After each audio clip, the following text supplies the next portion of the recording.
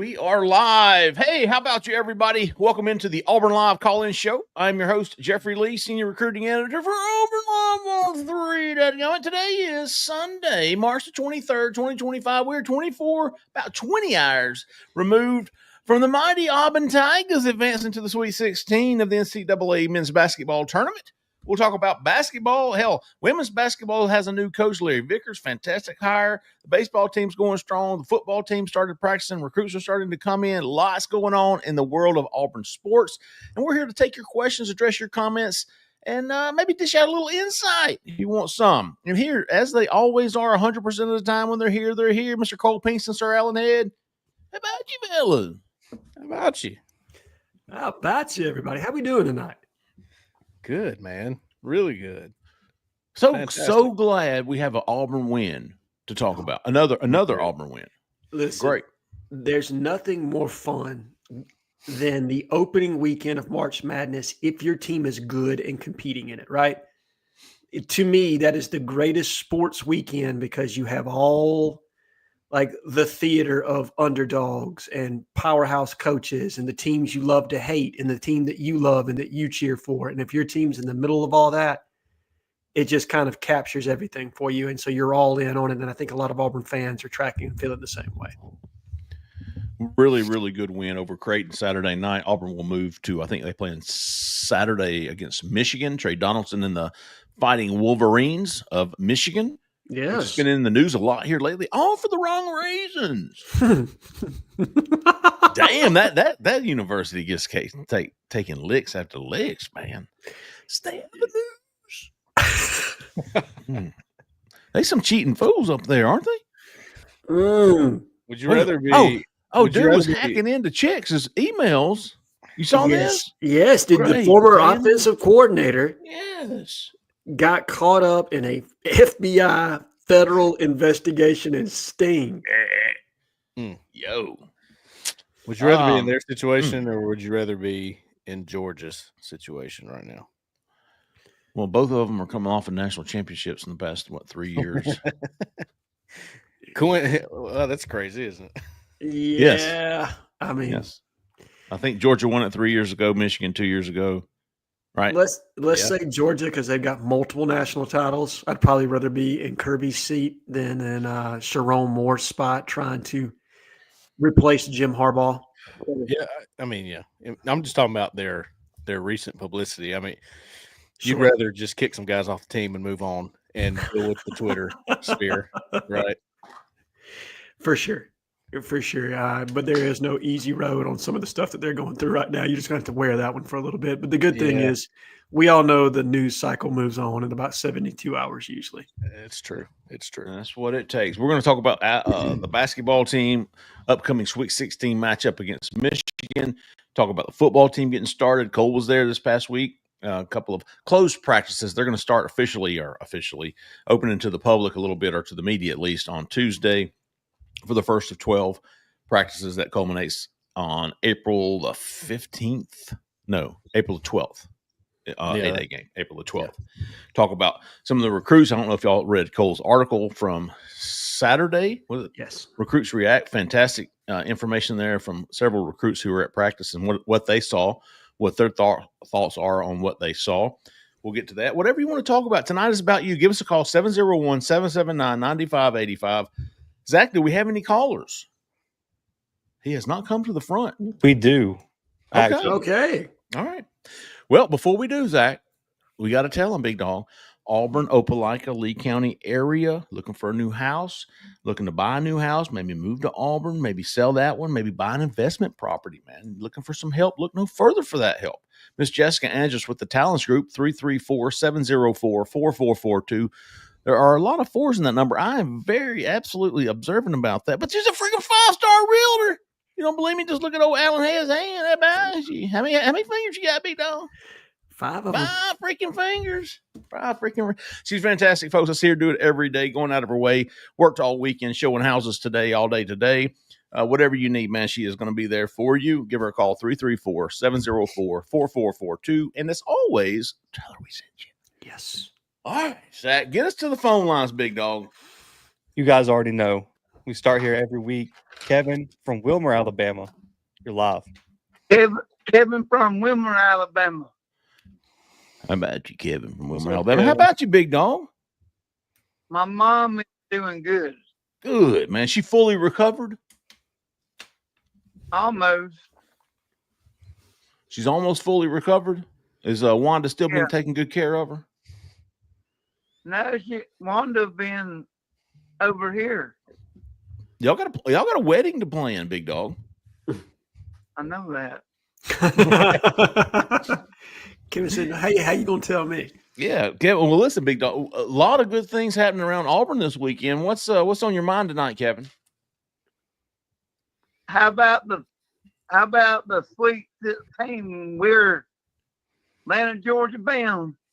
Atlanta, Georgia bound. I saw some Michigan fans that weren't too happy about that, but I mean, you know. And I think we will beat Michigan. You think so? Yeah. I think Las Vegas agrees with you. I think I saw an opening line of around 7.5, or this morning, Sunday morning, it was around 7.5. Did you see anything, Alan? I haven't seen anything since, and my guess is where did you say, Zach? Yeah, 7.5 right now. Right. I don't expect that line to shift until we get kind of more into next week, and you'll see who the smart money is going to come in on. Yeah, I like that matchup, Kevin. I like it a lot better than I did. How about the recruiting? Recruiting, Cole. Talk to us, big dog. Cole talked to several of them, Kevin. Man, I thought the biggest development of the weekend was Seven Cloud, JUCO D lineman, who's committed to Georgia. And that was one of those, I didn't see him come in, so he must have been there for a minute. He took a big visit and wanted to see Auburn. Then he tells us, hey, look, South Carolina, Georgia, Auburn. That's my top three. You want to see a few more schools, but those are the three that stand out. So that was a huge development, I thought. And we've talked. It's hard to find good D linemen. I think he's a good one. So, and his visit he might come to Auburn. He might. It's interesting. You know, he's been committed to Georgia more than once, I think. Maybe. Anyway, right. He's committed to Georgia right now, and he's got his eyes open on other places, especially Auburn. So, him and Vontrell King Williams, they got a little bond going there. They go to the same JUCO. Oh yeah, yeah. That's where Vontrell went. How about the spring practice? Spring practice. Haven't gotten to see it yet, Kevin, unfortunately, but the recruits have, and they love Deuce Knight. They love Deuce Knight. They love Deuce Knight. Me too. That's your boy, ain't it, Kevin? Yeah. I want to get his jersey, number 9. Number 9. Get that number 2 and right on the back, Knight. Yeah. I'm going to do it, right? I'm getting it lettered on the back, Knight. Do you think if he ever takes over the job and is really good, he might switch to 2? You think for he sure? Might do that? Well, and April 12th goes to the 8-day game. April the 12th, going to the 8-day game. Okay. Yeah. Is that going to be your bachelor party? Will they have Tiger Walk? For you, they are. I want to say they have a fan day that day. Do they not? They do. Typically do, yeah. Yeah, they do. I don't know if they did the full-blown Tiger Walk or not. I can't remember. It's been a while since I've been to A-Day. I think they do.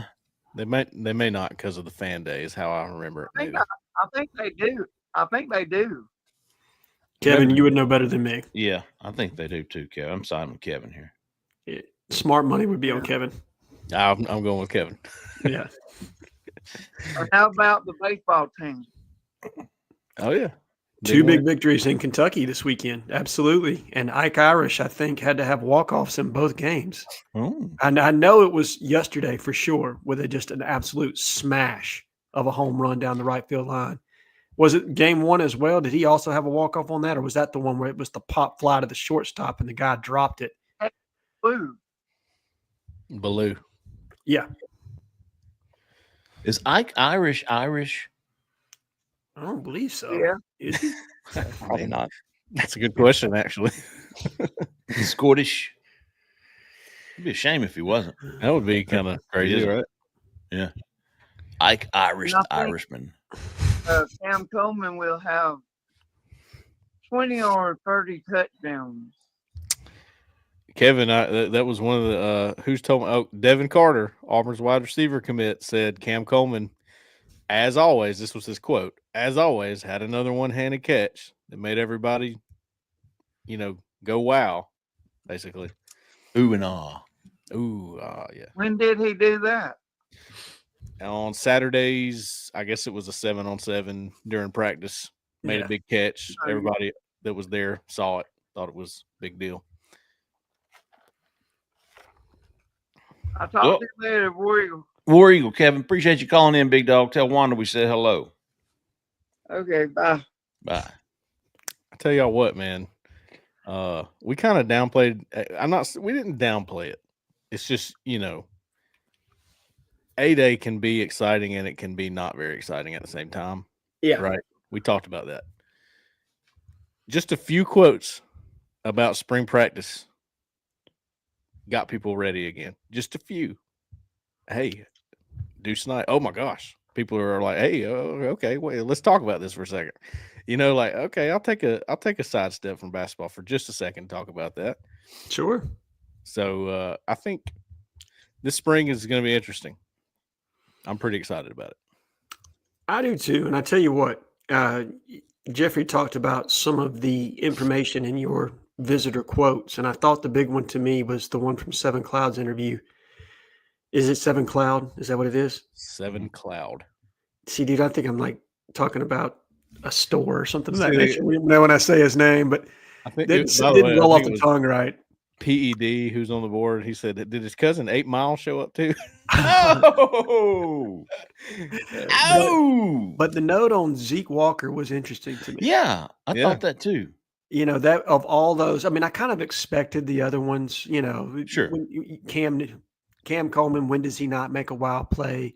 A lot of recruits have talked about Deuce, and I'm sure they put him in an advantageous position to make sure they're showcasing him. Specifically, when you got Devin Carter there, this is going to be your quarterback when you get here, so on and so forth. But being that Auburn needs a 3-tech, I don't know what kind of size Zeke has put on or if he can play 3-tech. It looked like he played the 5 almost exclusively last year. But he's a heavy 5, though. He is a heavy 5. And so I wonder, with Auburn's kind of lack of bodies there at that 3-tech spot, and not by numbers, but ready to play, right? Because Antonio Coleman at 245, 250 is not ready to play in the SEC. He's going to have to put some weight on. Yeah. And as of right now, Malik Blockton is the only other person with experience of playing in a game at that position. So if Zeke can slide over there and give you some quality snaps, it definitely piqued my interest for sure. He's a Georgia guy too, and now he's a long way removed from high school.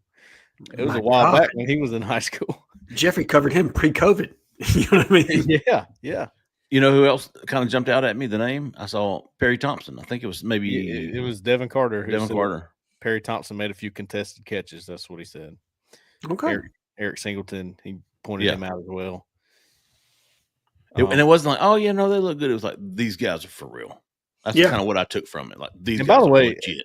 It's been a big question on the board because there's so much Deuce Knight talk from these guys. The Deuce Knight talk was almost organic. In other words, we didn't say, now what players were standing out. Just simply asked, how was practice? Devin Carter, before he even said anything else, oh man, Deuce Knight. But probably, if I had to guess, I mean, this is a receiver coming in. He wants to know who the quarterback's going to be when he gets there. And it may be Jackson Arnold his freshman year. But that was the big 5-star or, 4-star, 5-star guy that signed. He made waves. This is what happens when you get a guy like that at quarterback. This is why we talked about this. What are they going to do at quarterback? Do you just do you kind of take it easy on this class? I don't think Auburn looks at it that way. You see what impact it has to get a guy like Deuce Knight with that name and image. Gosh, it's huge.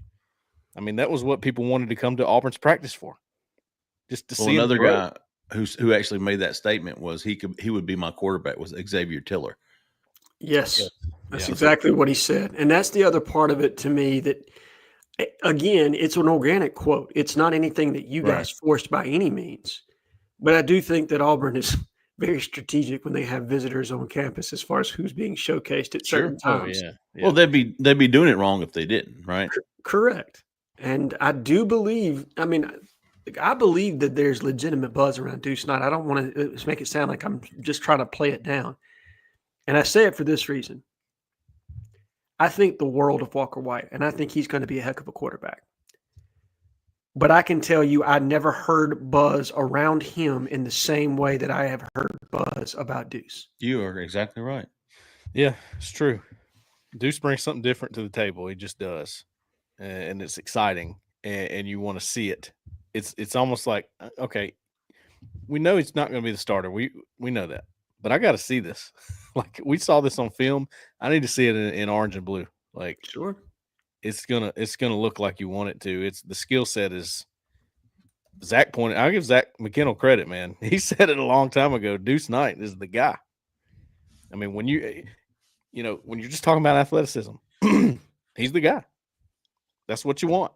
Is he going to be the next best quarterback at Auburn? It's too soon to tell, but the tools and everything you want is there, and people are already noticing it. It's funny though, the younger guys, recruits, they're the ones that were saying everything about Deuce Knight, catching people that were walking through. They talked more about Jackson Arnold and Deuce Knight, but mention Jackson Arnold because a lot of people are like, well, why is Jackson Arnold not getting any mentions? Mm-hmm. Again, you make the point. They tailor it like, hey, we want you to come see Deuce real quick. Yes. You know what I mean? 100%. Good stuff, Kevin. As always, Big Dog, appreciate you calling in. 5013. You're live. Who we talking to? Where are you calling from? How about you guys? It's Don. Ooh, an early call for Don. I know. What's going on? Let me buddy? get my Oscar music I ready. learned, guys, you got to call about 10 after 6 where you don't have to wait 45 minutes. Smart play, Don. What's on your mind tonight? I'm sorry, excuse me. But Jay Lee, I owe you an apology for last week, buddy. I'm going to let you talk tonight, okay? You good, Don. Go ahead, man. What's on your mind? Come on. Mr. Allen, I got a question for you, buddy. But you live in North Carolina. I think you guys read some of my posts from I was in Biloxi this weekend. Fellas, if y'all never done March Madness in a sports book, you got to put that on your bucket list. Okay. I'm intrigued. I thought that was pretty cool. That's a pretty cool The trip. one in Harris and Cherokee, North Carolina, or Murphy.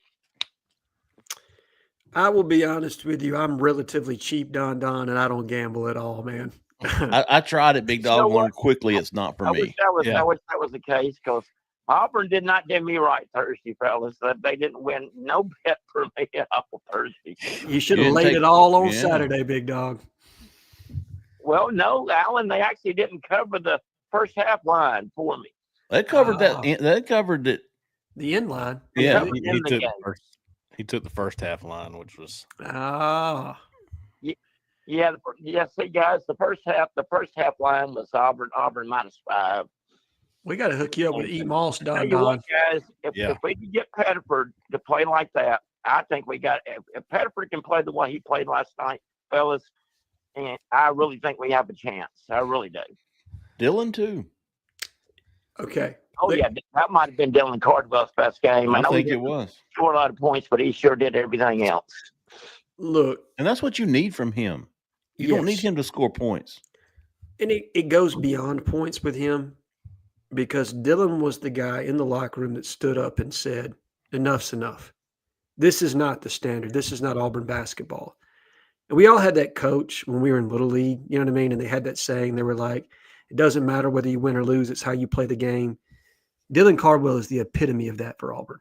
He represents Auburn in this basketball team in a way that, you would want your son to rep Auburn. And he stands for all the right things. And in that game, the way he played defense, rebounded, ran the floor, the energy. I mean, you could tell he wanted it. And his ability to switch off and guard their guards. I mean, to see a guy 6'11" switch and take on a down in his 6'6" stance, Yes. out on the line, taking on this guy and hold. That was the most impressive thing I saw in the entire game. he scared them a little bit from taking more threes in the second half. I mean, I think their shots went down, and he was a big reason for it. 100%. And I think some of those shots that they got in the first half off like scramble and, a couple busted plays and things of that nature. They were a little bit like, the big center got one on a bank shot, and he didn't call it. I don't care what they said. You know what I mean? He didn't call it. That wasn't intentional, but some fluke things happened. I don't want to call it fluke. They're a good team. Creighton is a really good team, but some of those shots were not necessarily like in the flow of the game or designed shots. They were just kind of busted plays where things went the wrong way for Auburn. But to only be down 2 and to give up 9 threes, I felt really good at the half thinking, okay, if Auburn can run them off the line a little bit, they're going to open this up. And that's exactly what happened. Auburn got their absolute best in the first half, and we're only down by 2. Guys. Sorry, Go ahead, Don. Go ahead, buddy. Yeah, I'm saying that we were very fortunate to only be down by 2 at halftime. And I felt really good at that point, only being down by 2, and we came out strong in the second half. But real quick, guys, I want to say something about Kevin. On the tailgate party that we're trying to do and everything we got. I mean, if we do that, Jay Lee, we got to make sure Kevin and Winder are there for sure. Okay, I think they'll be in town, Don. But when he brought up Tiger Walk, guys, I don't think they do it and everything. But there's be a perfect spot for us just to get together. We don't have to have any guests, Jay Lee, or anything like that. They usually do that course like a beer garden on game day. I'm sure y'all have seen that in front of the stadium, right in that area in front of Plainsman Park. I have. That would be a perfect spot for us to have something. But what do y'all think? It would, because that's between our parking lot and the stadium, so we would walk right by. That would be on our way to work. Yeah. Okay. Exactly. Would that? I mean, like you just said, is that good for y'all? It's perfect for us. Absolutely. Okay. Well, next week, I guess what we need to do, fellas, is next week just get this planned, and I'll take care of trying to get everybody in the corner to say what kind of food they want to bring and everything. Let everybody bring their own cold beverage. I don't know if y'all know this night. I quit drinking 5 years ago, and thank goodness for that, because I think I had enough in 40 years, fellas. I hear you. I hear you, Don. I'll tell you what I'll do, Don. I will check with some people at Auburn and kind of find out the logistics. If they're doing the white tent, if they're doing the high dollar folks, like what are our options for a get together point? And if it's anywhere in that vicinity, I'll put it up and let you know. That sounds perfect, buddy. And like I've always said, guys, anything I can do to help. I mean, I think y'all know how to find me. Yeah. Sorry, you guys can't come to that big jocks party Tuesday that we're having and everything. But hey, I know you're looking forward to spring practice. And Cole, that was a great article on everything. But real quick before I go, with what Xavier Killer said about Deuce Knight, do you think that we're leading for him? Yes. Okay, that's what it sounded like. What he said, and everything. And speaking of Deuce Knight, I was in his part of this. About 5, he's about 5 miles, lives about 5 miles away from the Harris in Biloxi, and talked to some people that know him and everything. And I got to tell you guys, him and his camp, they actually think he's going to be the starting quarterback. Okay. Good. Well, that would be interesting. I don't see that myself, and I don't think you guys either. But Cole, do you think they could have a package for him and play him a good bit in every game, kind of like Langway did for Florida? Well, you know how we feel on this panel about package, but you know how coaches are about it. When they got a guy like that, they got to have him out there somehow. I mean, I would not be surprised at all by that. I don't mind that if it works. The problem is it rarely works. Hey, ladies, I do better tonight, buddy. You're towing the line, big dog. All right, guys. Talk to y'all next week. Appreciate you, Don. You know what I like about Don is he takes a good ribbon. You know what I mean? He really does. Yeah, he don't give a rip. You say whatever you want, man. No. And he's just smiling and war eagle and yeah. You know what I mean? He's got a to good get him guy. up on the Mississippi map though, because I don't think George County is 5 miles away from Biloxi. From somebody who's been to Little Vegas and lived in Mobile and passed through Loosedale, they're not. I make that drive a lot through Gulfport. Hey, Don's source. Trust me, bro. He said, "How you gonna tell me? I was just there." Okay. I will say, I mean, there's a lot of buzz. I mean, even before all the recruits started talking about him, there's been buzz, and it's just like we talked about, because he's got eye-popping athleticism, and but he's got the arm too to go with it. It's not like, no offense to Robbie Ashford, it's just different. Okay, he's got the ability to be an elite quarterback along with that kind of athleticism, right? It's kind of like you're talking about Dylan Cardwell. As good as he's playing, as strong, as great as his effort is, if he had just a little bit of offensive game, boy, like, man, I just want a little more offensive game. But it's not his fault. It's just he's given everything he's got. And I think, Alan, you or Justin or maybe Zach on y'all's show pointed out that his effort looked different than everybody else's in the Alabama State game. Yes. Right? We saw it then. Everybody else needed to match that. Right? Absolutely. Yeah, I think they came with it in this one. Good stuff, Don. Appreciate you, big dog. I believe we got Anthony on the line. Anthony, you're live. Football talk, baby. Fellas. Hello. How about you, Anthony? What's up? How y'all doing tonight? Fantastic, buddy. You going to put a little football in our step? Always. Hey, Zach, man, you can't have me on deck behind done the great, man. I can't talk about it. It's the second week in a row now. That's tough.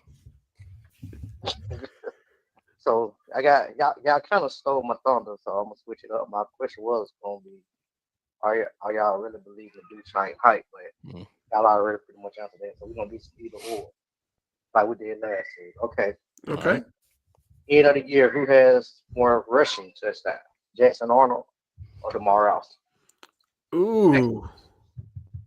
End of the year, who has more receiving touchdowns, Preston Howard or Perry Thompson? Oh, who was the first one? Preston Howard. Yeah. Oh, That was an out of the box one. Anthony, yeah, that's I like that. I know, dude. That makes me think. Those are good questions, Anthony. Like, you did a good job on comping two together. I gotta get y'all talking, man. I know they love basketball, and I watch it. I ain't no basketball guy. They drive. It's such a soft. I'm sorry, basketball fans.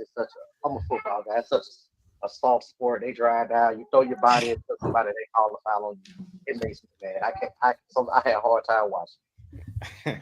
I love them both, Anthony. It's okay, buddy. They have to bring the stretcher out for players in basketball, and 2 minutes later, they're back in the game, like doing a windmill dunk. You're like, I thought you were hurt. Chad get hurt every week. You think that somebody sniper him from the stands? The way You guys would have been proud last night. The kid in the late night game had like a gash on his forehead. Oh yeah, the guy for Bryant.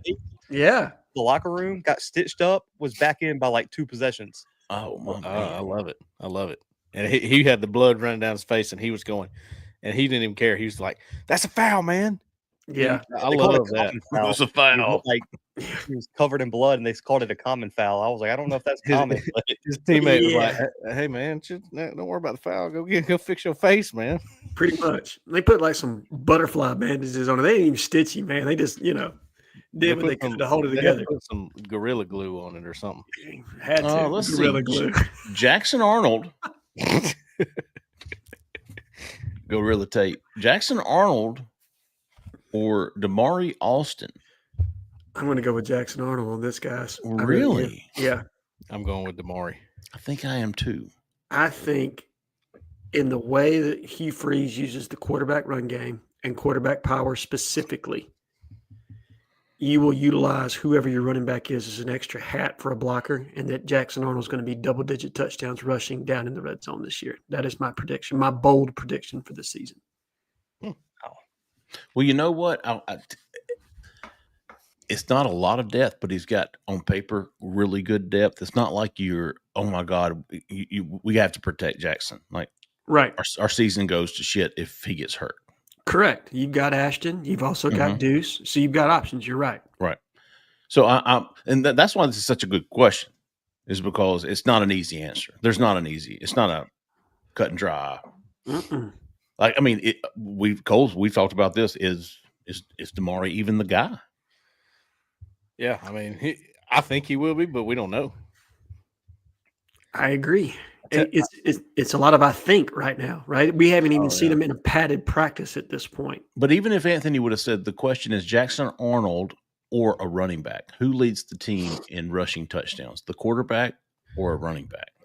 In my opinion, he picked the running back I would say is going to have the most, in my opinion. Me too. But, I mean, that could change so fast. I was going to tell y'all, when I did the spring crossover for the running back room, I fell into sort of a case study without realizing it. So when Ole Miss was 9-4 in 2014, he had 4 running backs over 250 yards rushing. 4 running backs: Jalen Walton, Jordan Wilkins, Octavius Mathers, and Mark Dodson. Are we maybe not giving Alvin Henderson or Omar Mabson a shot, and they could really be in this running back rotation? We haven't mentioned them enough. I am giving them no shot. I'm going to be completely honest. Really? Just because you've got those two, Damari, you've got Darrell, and you've got Jeremiah. And I think unless there's an injury, and you have to make there is a possibility that there will be an injury, right? Absolutely. But given the amount of RPO featured in this system, yeah, I can't imagine rolling more than 3 backs through right now. Like I just don't know how many carries are really going to be there. So there was never a time when Freeze was doing more RPO than those Ole Miss teams, right? Minus maybe with Malik Willis in that first year at Liberty. Which, interesting on that, I also dug into that. So 2020 at Liberty, they were 10-1 with Freeze as the head coach. Malik Willis was the leading rusher on the team with 944 yards. He almost had 1,000. Yep. And then they had 3 running backs over 430. Wow. So they had Joshua Mack, 797, Peyton Pickett, 520, Shedro Lewis, 429. They were running the football, which is crazy. Agreed. And I think that's more long. Now, I don't see Jackson getting 700 yards rushing. I think he'll probably be closer to like 5-ish. But I think what you'll have this year is like 4 guys, including Jackson Arnold, if he's the starter, all north of around 500 yards. I don't think they're going to have one guy that's going to be the bell cow. I don't get the feeling that there's a back that separated themselves. And again, it's early, right? Yeah, sure. We still got all the spring, all the fall camp, and a whole season to make that kind of a determination. But I get the feeling they're going to try to throw it, and they're going to roll various guys in and keep them fresh. And I don't know that any of those guys are proven enough for me to say he's getting 1,000 yards or he's going to be north of 800+ yards rushing. Yeah, I think it's going to be 3 guys that are all north of 500 to 600 yards. So your 2021 Liberty team, which was 8-5 and had a bowl win, Malik Willis was leading rusher again, 878 yards for him. And then they had 3 running backs. These were the numbers: 477, 448, and 446. That's about as even as it gets between. And at the end of this case study, I realized every good Hugh Freeze team had a very big rotation at running back. Mm-hmm. And they're all totaling about 2,000 yards rushing. Yeah, somewhere around there, it looks like. Some of the teams that weren't as good or about average, just above average, I noticed more of a, hey, we had one guy. You had the bell cow. Right. Who's the next year? He Freeze's last season at Liberty. Last name was Hunter, I think. Yeah. Hang on. And he almost hit $1,000. I think he was north of 900. Would that be 2022? Yes, 2022. Yeah, let's see. I think it was like Day Hunter, I believe. Day Hunter, yeah. Shedro Lewis was another one. He was on that. He was there the whole time that Freeze was there. Yeah, Day Hunter. That's who it was. And he was close to 1,000. Yeah. Well, do y'all think the next one is a little bit tougher, or do you think it's easier? Peyton Thorne, Perry Thompson, Preston Howard. It's harder, in my opinion, because I just don't know. I was encouraged to hear Perry making some contested catches, but I have heard some really positive buzz as it pertains to Horatio Fields. And so how many balls are going to be available for Perry? Especially if you're going to feature a tight end. As it stands now, I think it's easy. Like, I think it's Preston Howard. They brought him in to play. I think it's, again, ask me mid-August after we hear more and see more.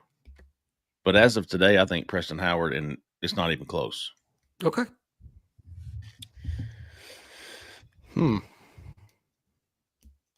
I think it's Perry Thompson.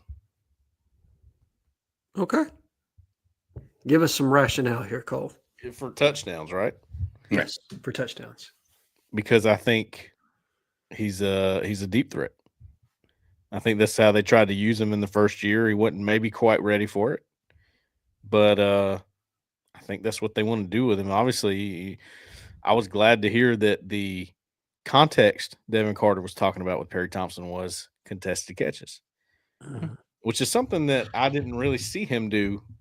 Perry Thompson, when I watched him so closely his senior year, he was more of a give me the ball, let me go kind of guy, make a play. But he's got the body and the size to be a contested catch guy, and he's got enough speed to be a deep threat. So I think this is how they want to use him. And it may be taking a little bit longer to get him acclimated to that role. Right? That might be why it took him a minute to get rolling.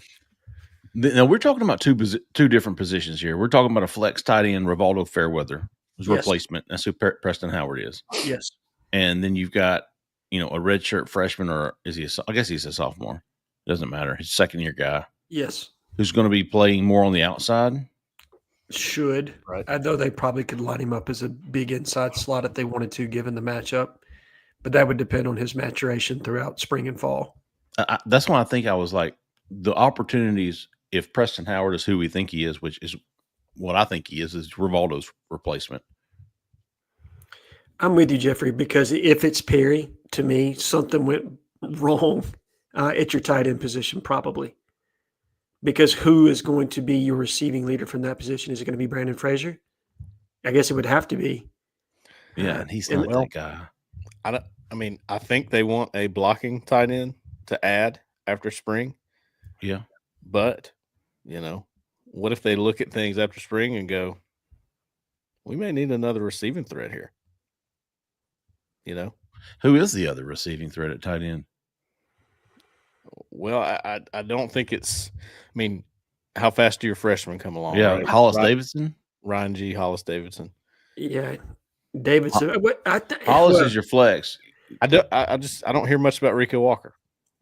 Golly, I forgot about him. I know. I kind of did too, but I hear zero. That's an interesting deal there. So, okay, if your freshmen don't come along, then you've got Brandon Frazier and Howard, and we know they like more than two. Hell, I've heard more about Tate Johnson than I have about Rico Walker. Yeah. Johnson is a tight end. I forgot about that. That'd be funny. That I'd like to revisit that. That'll be interesting to see both of those. Anthony, write those down, big dog, and let's talk about it mid-November. Let's see where things stand mid-November. 0978. You're live. Who we talking to? Where are you calling from? Gentlemen. This is Tim calling from El Dorado Hills, California. Tim from Cali. Been a minute. How about you, Tim? You guys been doing all right? Very well. Absolutely. Very well. And you? You guys been talking a lot of basketball tonight. Sorry, I haven't been listening to the show up to this point. Been watching basketball myself, but who's winning? It was a lot of fun to watch the game yesterday. Oh, for sure. Is Alabama winning? Yes, by 11 right now. Yep. By 11, yeah. Yeah, Kentucky won to make it 5 SEC teams that have now clinched and moved on to the Sweet 16. If Bama wins right now, that would make it 6, with Ole Miss having an opportunity to make it 7 at the end of the night. And Colorado State is up 7 on Maryland at halftime. Wow. That's the shocker. Like, I had Maryland winning that one easy. Who's in right now? Arkansas, Auburn, Florida, Kentucky, and Tennessee. Okay. And then Alabama would be 6. Yes, Alabama would be 6, and they are up 12 with 2 minutes left to go in the game, I think. Did Mark Sears ever return? He's playing right now. He did. Yeah, he was just shooting free throws. Talk to us, Tim. Hey, it looks like there is a possibility of an all SEC Final Four. Still on the table. I am not putting, and no offense to Alabama or anybody that is pulling for that to happen, but them beating Duke right now is about a snowball's chance in hell, man. Not happening. Really? Well, Cooper Flag is so good. If you watch Is he the best player in the country? And he's getting LeBron James treatment on top of it. I finally got to breathe watch on him wrong. It's a foul. So Jeffrey. He's the real deal, man. Yeah. I can tell you. And they got more than him too. They got like 2 or 3 other guys that any given night could get hot. For sure. No, He's the. I thought it was perfect when we talked about this a couple of weeks ago. He's the Travis Hunter of basketball. Yes. And Janai is the Ginty. Is that his name? Ginty. Alshon Ginty. Yeah. Yeah. Right. Ginty was out near Tim's way. When are they going to name this thing? I think is it after the tournament? I think they name it at the Final Four, don't they, Zach? Isn't that typically when they announce the National Player of the Year at the Final Four? And what's the official one? The Naismith. Okay. Yeah, the Naismith Award. Okay. Yeah. But there's like 6 that I think are nationally recognized, if I'm not mistaken. Like Sporting News is one, and Janai won that one. I think there's some other ones that are going to come out in the next few weeks. Sure. Tim was he wanting to talk basketball? Tim, come on back in here, man. A couple of football questions for you. Oh, okay. Bring it on back in here, big dog. My first question was, I don't know if you guys know any of the inside baseball on this, but I hear a lot of fans publicly talking about how Hugh Freeze manages the payroll effectively. Especially when we're talking about whether or not we want another 5-star quarterback to go with the guys we have, and would we pay that much money to have somebody sitting? But my guess is that that's all Will Redmond and his staff, right? I imagine Hugh's really not getting into the money side of things, is he? Overall budget, yes. Is individual deals, no. I don't think. I think those conversations, to the best of my knowledge, Tim, are individually held with Will. Now, obviously, Freeze is abreast of what's going on. I mean, he's the CEO, but it's from like an individual deal standpoint, no. And I'm not going to be shocked if Auburn decides to bring in like a capologist or something of that nature to help Will continue with revenue sharing coming on board. There's a lot of moving pieces to this, and I think Auburn continuing to improve and increase the number of people in the front office there in the player personnel world / talent acquisition world / player compensation world. You're going to need additional people there involved in kind of layering and protecting Hugh, because I think it's incredibly difficult to have a conversation with a player about their monetary value and then to also critique them with their on the field play. You need some degree of separation within that. Right. In the vein of that question, there's a quarterback that's still on the table. It's a 5-star that I think is still worth a conversation, even with all that's been said about how we would manage that part of the roster, that amount of money that's allocated to that part of the roster, and that's Ryder Lyons. He's a quarterback from out here where we live. I don't know if you guys remember, I called you back a while ago when Caleb Edwards was being recruited by Auburn and eventually went to Alabama. He goes to my son's high school. And Ryder Lyons is the quarterback at our arch rival over in Folsom. But I don't hear it talked about a lot, but some in interviews, Jeff, I've heard you say it, that he's an LDS kid. So he's probably going to be taking a year-long missionary trip before he actually starts playing football. So if that happened and he came to someplace like Auburn, that would be about the time Jackson Arnold would be leaving, and kind of fits the situation a little bit better. If you guys heard anything about that? Listen, Ryder Lyons was probably the first quarterback I heard mentioned in the 2026 class probably 2 years ago or a year and a half ago. And his name is he is a tier 1 guy. He has always been up there with the Jared Curtis, the Dia Bell, Kayshawn Henderson, Ryder Lyons, and I think Jesse Stone has went out to see him at least twice. I think Ryder, did he not go visit Or was that Jared? I thought Ryder came in. I believe Ryder visited. It's been almost a year, but he did. I do too. It's been a while. Yeah, he did. He visited last July. He came to freaking Big Cat last year as an underclassman quarterback. You know what, Jeffrey? I think he was there the day or two before Big Cat. Yep, you're right. No, I remember. You're right. I remember it now. We talked to him. We weren't sure where he was at the time. I mean, he's big time, Tim. I mean, Auburn loves him. They still love him. Hey, let me share this real quick, Zach. Let's see, share screen. That's our picture. There you go. He's right there in the Waltall's football facility. Yeah, I remember that. Tim, I have no inside knowledge, but I would tell you from a national perspective, as far as those in the industry that are discussing him, the Steve Wiltfonks, the Chad Simmons, most of the buzz seems to be around three schools in USC, Oregon, and BYU. Those seem to be the three that are most discussed with him right now. I think Michigan's kind of an outlier to a degree in that recruitment, but you're right. It does look like he's being recruited by a lot of schools as a 2027 because he wouldn't be on campus until then. It would make a lot of sense from a slotting standpoint for Auburn to be involved there. And I think they would love. I think they love him. And Jeffrey and Cole's reporting would reflect that. It's just how serious of a candidate is he with Auburn.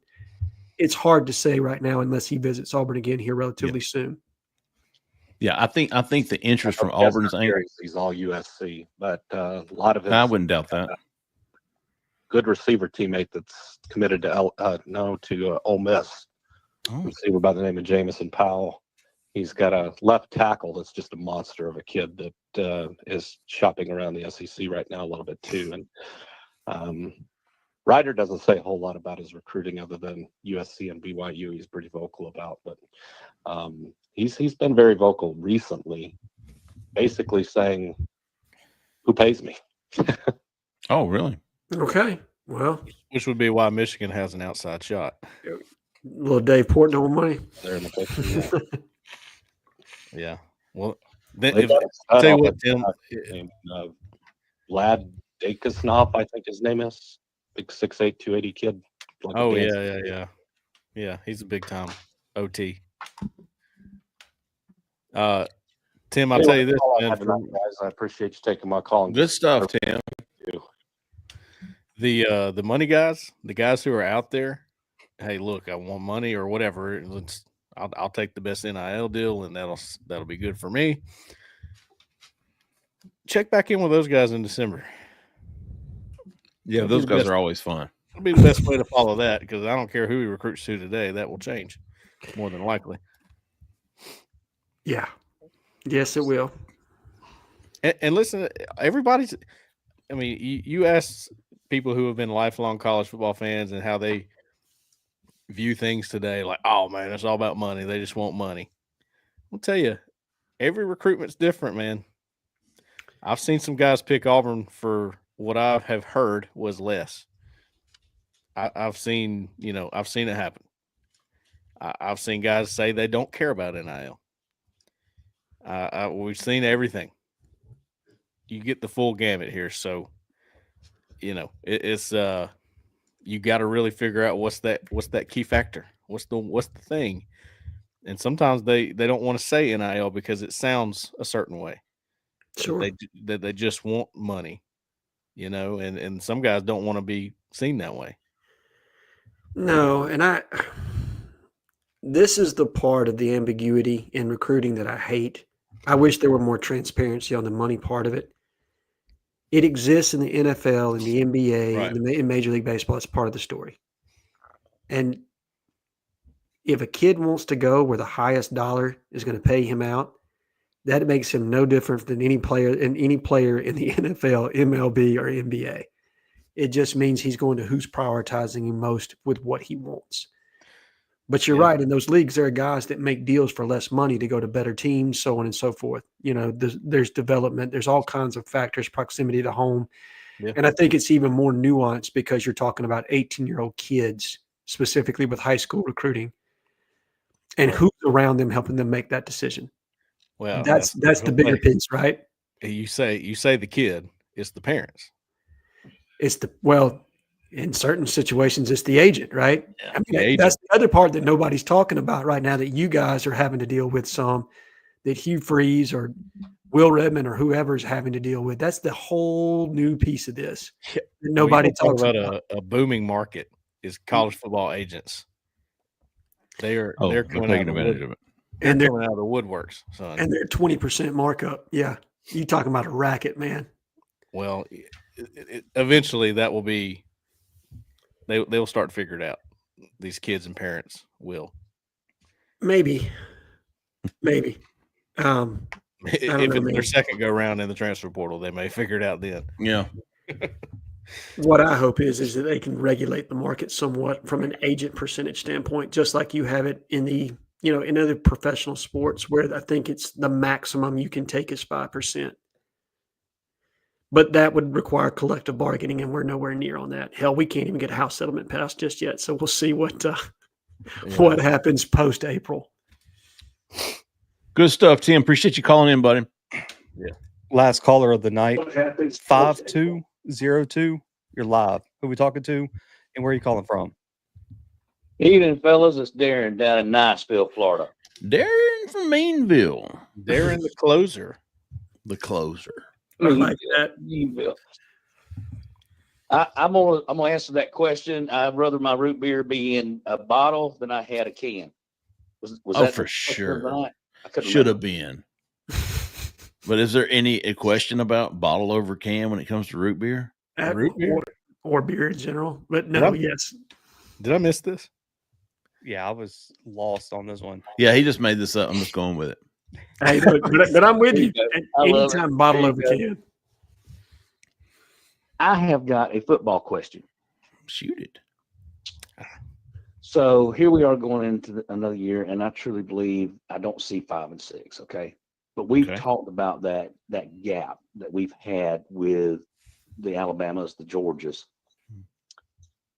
What percent are we now closer in with being able to be 2 and 3 deep and actually rotate and have? I mean, let's face it, there's been years that Georgia and Alabama's practice squad has been better than some teams they line up against. Sure. What percentage would y'all put that we're at least closer? I know we're not probably there, but where are we now? Thanks, guys. I know we're getting close to time, but yeah, good stuff, Darren. This is a good one to go out on, big dog. Okay, so my theory that Auburn's still 1 year away. Agreed. From being comparable in talent on paper, roster talent on paper. Well, I think on paper, I guess I don't want to hear any more excuses after next year. Like after this year, I'm okay with it. But the next year, 2026, it's on. So I know what you're saying. So by 2026, these talented guys that we know they currently have will have another year under their belt. Then you got 2 years under the belt for guys like Cam Coleman and that whole crew. So yeah, I mean you're looking at something there, and you keep stacking on another class. But if we're just saying on paper, just talent, I think they're there. I think they're almost there. I think they are just underneath the Alabamas and Georgias. Let's say if the Alabamas and Georgias are 10s on roster, which I don't think they are. I think Ohio State, Texas, and Oregon, maybe Michigan. Those are the 10s. I think Georgia and Alabama, maybe Georgia's a 9.5, Alabama's a 9 or an 8.5. I think Auburn's an 8. Yeah, they're a tier below those guys right now. And that's thanks to the recruits. Yeah, and I think they're a year away from being on the same tier. I would agree with that. And I think where I will agree with you both is I think there are positions where they are there. I think it's to Jeffrey's point, I think the full roster is not there just yet to where, but like at the receiver position, you're there. Yeah. You are 100% much better than that. They might have the most talented wide receiver room in the country. Exactly. So they're DB. They're as talented as anybody, in my honest opinion, at the DB position. So there are spots on this roster where they're there. It's probably the line of scrimmage for me where you're still lacking one or two pieces for me to say, okay. And that's what you're talking about, that extra added high school recruiting class and portal class in place where you say, you know what? Now I'm not predicting us to lose as we go into Georgia because I think we have comparable talent when we go into that game. And it's, you know what I mean? It's a pick 'em or it's a one score game. No more blowouts. You are contending for a playoff spot after next year. So looking at what y'all know about Auburn's talent level right now as it stands today, how many games should Auburn win with this roster, with the schedule it has? 7. Take out everything that can happen. Just rosters going against rosters. I think you're getting closer to 8 or 9, but I would settle around 8. I think this is an 8-win roster with what the schedule has, or 9, or it could be more. It could be less. That's the problem, but I think that's where you're at, around 8. No, I'm 7's my floor this year. I expect 7 wins or more. Sure. I've talked myself into 8, but I can hear 7 for sure. Because I think let's pull up the schedule. Let's just play the game right now, right? I'm not saying they're going to win 8 games. I'm saying they have the talent to win 8 on this schedule, I think. No, I agree. Rosters against each other. No, because here's the thing. Rosters aren't finalized with other schools. So you're picking against other logos right now because not everything's cemented just yet. Right. The teams that we think from an educated standpoint, look, we're all in the recruiting world. We know what the rankings have been, so on and so forth. If development is on pace. So I think Auburn's got a better roster than Baylor. I do. Even though Baylor's good, I think they've got a better roster. And yeah, I totally agree with it. Ball State, South Alabama for sure. So there's 3-0. Right. We did 3-0 as far as the schedule game goes. Oklahoma, I think it's pretty close, but I would give Auburn a slight edge. I give Auburn a slight edge because of the amount of attrition that Oklahoma has had on the offensive line. I think that situation is still very, very sketchy for them.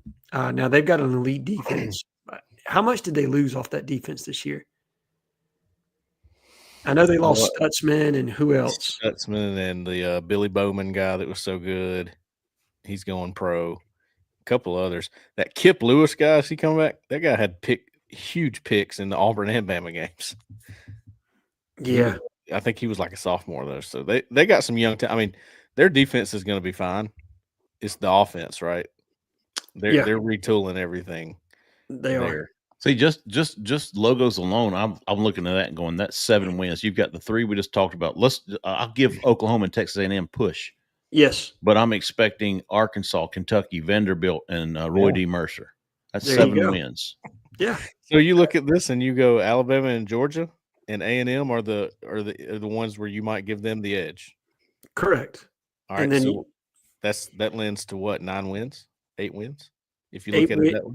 Looks at 8, and let's call it a push against Oklahoma because I do think that Oklahoma has recruited well. Same for A&M for me, and Missouri as well.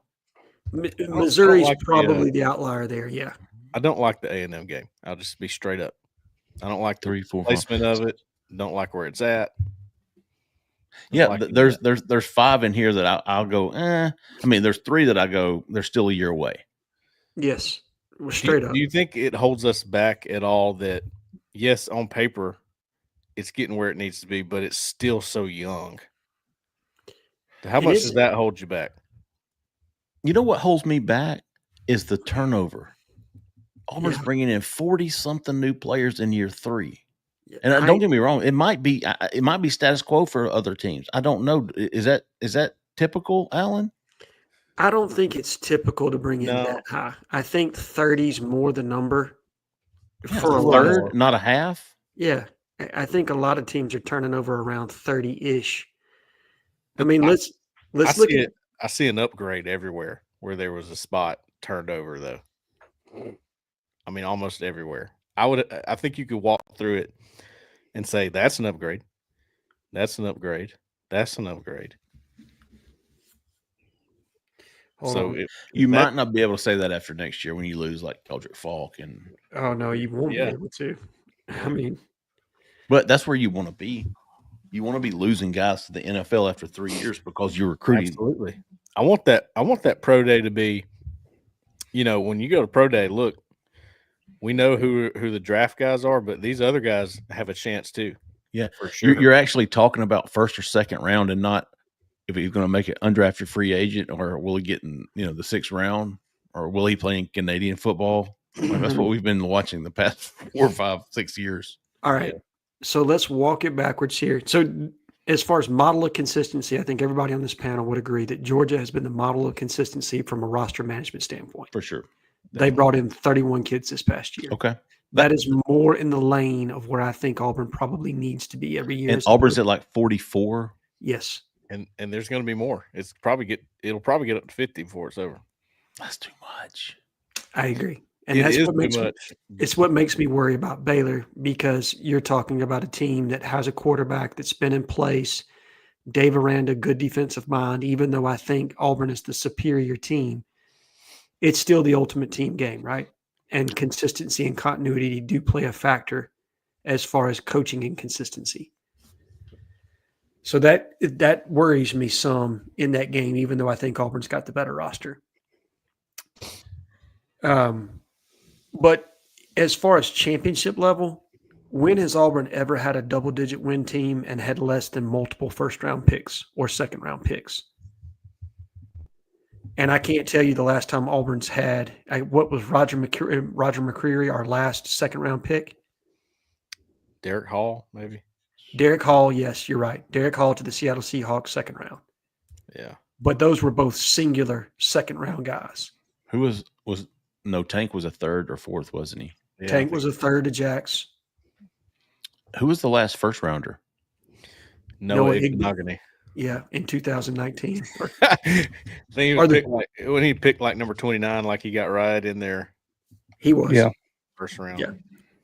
Yeah. That was a good draft class for Auburn. Because that wasn't it the same class that Sherwood was in? Oh yeah. Yeah, I think so. And I think he was like a fourth or fifth rounder, so they got a good steal there. That was a good projection on them to move him down to linebacker, and it's something that Auburn toyed with. I mean, look, my favorite thing about Pro Day, and Pro Day can be kind of, let's be honest, it can be a little boring, but it's good for those guys. They need to get their numbers out there. But I like to see where Auburn was at with everything. So these were the guys that were playing for you. What are their numbers officially? Every single one of them, down to, I think Tyler Fromm is going to be at Auburn's Pro Day, by the way. Good for him. But that's my point. See, they have everybody going, and you get to see their numbers, and you're going, this is what you're working with. Now, you saw at the Combine, how much better was that? Keandre Lambert-Smith runs a 4.3. Eugene Asante he's the most athletic linebacker in the Combine. Jarquez Hunter has a good showing. Sure. That's a change, I would say. No, and look, I'm proud of the production from your skill and mid-skill positions, but to me, it's still a line of scrimmage league. And how many line of scrimmage players does Auburn have, that are going to be NFL caliber type guys? And you don't. And that's, to me, the margin of error, and we talked about it all last year, was very slim because the lines of scrimmage were not exactly where they needed to be just yet at every position. And I think that's why I'm saying next year, because I'm with you, Jeffrey. I think by next year, you'll have guys in place that you're going to feel comfortable with. Like, dude on dude, we're competing with other teams. Because you can have all the skill talent in the world. If you can't block or you can't generate pass rush, you're done, son. Done. Did Marcus Harris get drafted? He got drafted, right? Mm-hmm. 7th round to the Houston Texans. And to correct ourselves, that draft with Noah going in the first round, Auburn had 2 first-round picks that year. Derek Brown went 7th. That's He was in the same class? Oh, wow. Same class. And then in the second round, Marlon Davidson got drafted. So they had 3 players in the first 2 rounds that year. It was 2020. And it's the last team that was worth the shit too. Right? And guess what positions those two guys play? Yeah. There you Marlon go. and Derek, studs up front.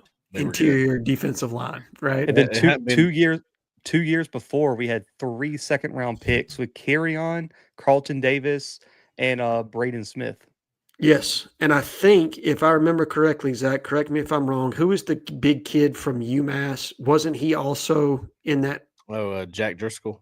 Jack Driscoll, and then also Prince Tega. I think they both got drafted in that same group as well. Now, they were later round picks, but again. Yeah, Jack went 4th round, which isn't terrible. Prince Tega was a 6th round pick.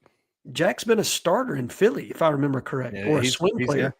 And Daniel Thomas was the other draft pick in that draft class. He went 5th round. Daniel plays. There you go. Okay, so from start to finish, in 2 years, that was probably some of the best production from Malzahn's recruiting. And then you just kind of see that it's fallen off significantly since then. And if you don't think recruiting rankings are real and reflective of the NFL draft, sure, Auburn is proof of that right now.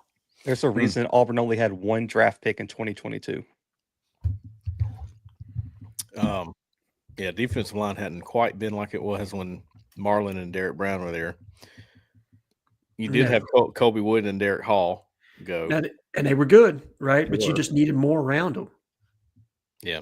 And I think Colby Wooden's having a nice little career going. Derek's had a really good career at Seattle. I think he had 6+ sacks this year? Yeah, he was good. He's You know who Derek Hall likes to give credit to for his development? Rodney Garner. Pop Bellatoni. Rock produces. That's his hashtag. I forget it was Rock with him that last year. You know what? And Derek, you got Rodney and Rock. Shoot, you take that, won't you? Derek fought like hell for Rock to be retained by Hugh when they were going out. I think Derek was going out. Yeah. And look, to Hugh's credit, I think he really liked Rock. No, wait a minute. Rock, I'm sorry. Rock was the graduate assistant or something that year, wasn't it? He was the analyst underneath Burt Watts. My one neighbor. Yes, your old neighbor. If he ever came out of the house. He didn't. But no, when Burt went to the NFL, I think he went to the Broncos first before he went over to the Panthers, if I remember correctly. Yeah. But Rock replaced him as special teams quarter and outside linebackers coach. For 1 year, right? He was just there for one. And then if my info is correct, Hugh was very impressed with Rock on his exit interview and wanted to find a spot for him. Mm-hmm. Just didn't have anything that matched up, I think, with what Rock wanted from a positional standpoint. Or maybe it was salary. I don't know. And then obviously he got the offer to be DC at Florida Atlantic. So how can you turn that down? No, Hugh had somebody coming in. He had already promised it. Yes. Okay. Who was it? It wasn't Josh. Was it Aldridge? Yeah. Well, Aldridge and Tanner Burns. Those were the. It wasn't Aldridge because Aldridge was inside linebackers. Who was the Bucks coach first year of Hughes? Jerry McGarrett. They didn't have a Bucks coach per se. I mean, I guess it was Ron Roberts, but that's right. It was. He coached the Jacks, I believe. Yes, whatever Ron called it. I don't know. I think Ron was just more or less like a walk around DC. To the best of my knowledge, I don't know that he exclusively coached one position anyway. He coached the edges because now I remember being out there. You're right. Everybody has a different name for him. I just call it edge. But I think Tanner Burns kind of got his spot because he was coming in as the promised special teams coordinator. And if you had retained Rock, that would have kind of been what he would have done with special teams and outside linebackers, I would think. Yeah, Rock was the last year of Harsin, I believe. Right. Yeah. Mm-hmm. So his two edges, by the way, were Derek Hall and Eku Leota, studs. Very much so. Eku Leota was really nice. Yeah. It was very unfortunate when he got hurt because he was a player. See, I've decided to change the way we refer to the last year of Harsin. I now refer to it as the first year of Cadillac. That's kind of right. The Cadillac year. Yeah, the Cadillac year. Well, Darren got us talking the great closing argument. Yeah. Right there from Meansville, Florida. All right, is that Bama just won according to Allen Head, giving SEC 6 teams in the final 16, the Sweet 16, as some might call it. Yes. Sweet. Big statement by the SEC. 6 of 16 coming from the SEC. And Auburn is Saturday. Has a tip time been announced for that? Not yet. Okay. Not yet. All right. I think it's Friday. I think it's going to be Friday, not Saturday. It is Friday. We just don't know the time yet. What did I say? Saturday, didn't you? Saturday. Yeah. Oh, I said Friday. He said that's what I said. Friday.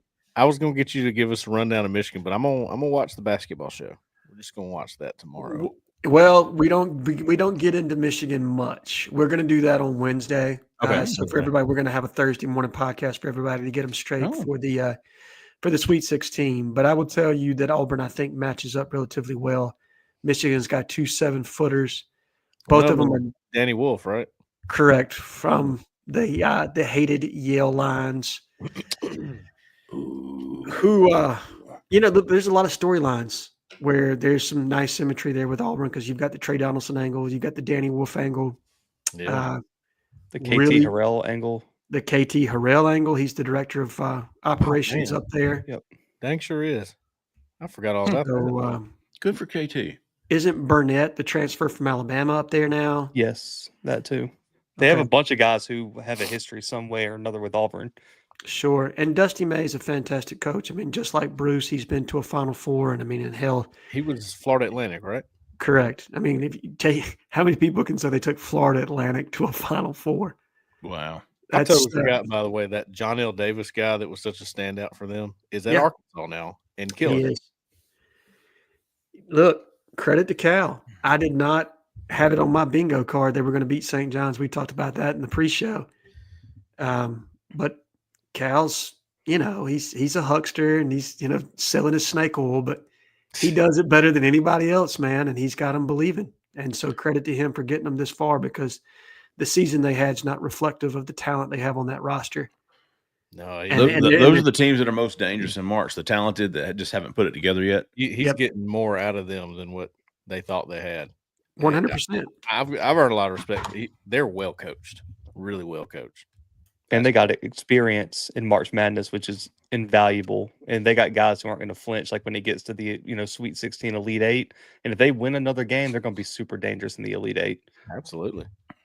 And I think they can. I think they can win the matchup they're in the Sweet 16. I do. I think Arkansas can win that game. All right, so you heard it there, folks. Alan's going to be back with Justin. What Wednesday morning? Thursday morning. We're going to have a drop tomorrow that's going to discuss this past weekend, and then we'll have another one for Thursday morning for the basketball junkies out there. There you go. Get signed up for Auburn Live on 3. You can go for the website. You can go to the YouTube page. You're on it right now. Just click subscribe. Hit those notifications. We're going to have a recruiting show Wednesday, and then we'll be back Sunday night talking about Auburn's Elite 8 opponent. Whew, We just don't know who it's going to be. All right, folks, that's going to do it, man. Don't forget, if you're in Auburn, Opelika, Lee County, looking for some real estate help, look no further for the help you need. Miss Jessica Andrews with the Talents Group. Give her a call, 334-704-4442. Tell her we sent you. All right, folks, thank you, everybody, for listening. Thanks, everybody, for watching, calling in.